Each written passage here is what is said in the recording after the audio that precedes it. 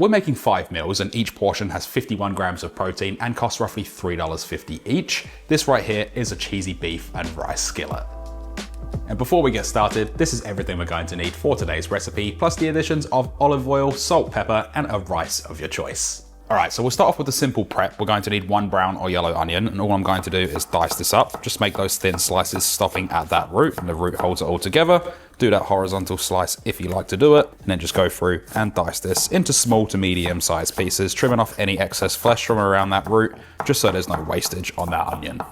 Slice around the core of 1 large to medium sized red bell pepper or capsicum. This is just the easiest way to minimize all of those seeds coming along with it. Trim out any of the pith, just run your knife through there or pick it out by hand. Go through and slice these into thin, even sized strips, and then rotate and dice them into small to medium sized pieces, trying your best to get it the same size as the onion.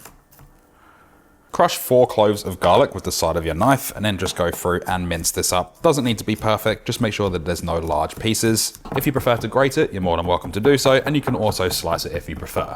The only reason that I'm mincing it up like this is because I prefer those larger pieces. You get the nutty flavor on it. Now heat a large pan over a high heat, get the pan nice and hot. Add in 1 teaspoon of olive oil.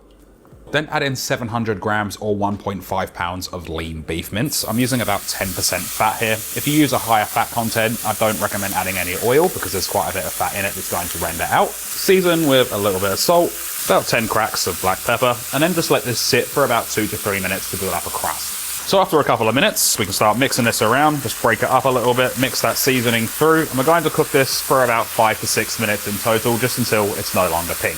During that 5 to 6 minutes, we are going to cook out any of that water retention as well, so just allow that to completely evaporate. So once that's done, add in all of that brown or yellow onion, add in the bell pepper or capsicum, as well as that minced, chopped or sliced garlic. Mix that all through, just allow it to evenly spread out, and we're going to cook this for about 3 minutes, just until it wilts down and softens up a little bit. Turn the pan down to medium high and then add in 2 teaspoons of smoked paprika, 1 teaspoon each of garlic and onion powder, and 1 teaspoon each of ground cumin and dried oregano. All we need to do is mix this around and cook it for 1 minute, just to allow all of those flavors to become friends. From this, you're going to get a really nice smoky, earthy flavor, and it looks really nice too. Once that's mixed through, add in a tablespoon of tomato paste just to add a bit of depth. Mix that all through, just make sure everything is evenly combined, and cook this for about a minute. Now to add some umami flavor, add in 1 tablespoon of Worcestershire sauce, and add in 300 grams or 10.5 ounces of washed basmati or long grain rice. Mix this through and just cook it for about 1 minute. This is going to lightly toast that rice and get a really nice nutty flavor on it. And I do recommend turning the pan down to a medium here, just so nothing burns. For the liquids, I'm using beef stock. You can use chicken stock, vegetable stock, or even water, but stock definitely has more flavor. And we're going to need 600 milliliters or 2.5 cups. Just add that all in. Add in 1 400 gram or 14 ounce can of crushed or diced tomatoes. You can also use tomato puree. Add in a touch more salt, touch more cracked black pepper, about 10 cracks worth. Increase the heat back to medium high and then mix all of this together and just allow this to come up to a gentle simmer. So once we're lightly bubbling, you've got those nice bubbles around the edges, and in the middle we can place on a lid. We're going to reduce the heat to low and then cook this for 15 minutes and allow all of that moisture to be absorbed by the rice. If you feel at any point it does need any more moisture, you can add it after. I don't recommend taking off the lid at all during this stage. So once this has been cooking away for 15 minutes, turn it off the heat and let it sit for 5 minutes, and then we can remove that lid. Before we do any fluffing, I'm going to add in about 2 tablespoons of unsalted butter. Just get that in there if it wants to come out of the bowl. And in this bowl, I've got 200 grams or 7 ounces of a 3 cheese blend, and I'm just going to add most of this in there, and we'll leave just a little bit for the end. Use a spatula, just fold all of this together and allow that cheese and butter to melt through. I will say that the butter is optional, just adds a really nice silky smooth finish, but it does add about 300 calories into the total dish, so you can keep that in mind.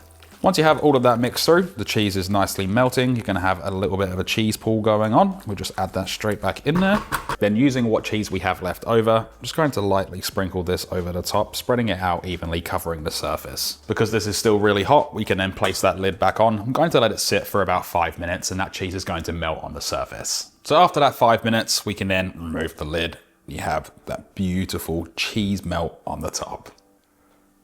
For portioning up, we're going to need 5 750 milliliter containers. I have a link for the ones that I use in the description if you're interested. As for the weights on these, it's roughly 480 grams or 1.06 pounds of that beef and rice per portion, but I do always recommend weighing it yourself and then evenly dividing it by the amount of containers that you're using. As far as toppings go, I'm just going to be using a little bit of fresh coriander or cilantro, but you can use all sorts of different things to make it your own.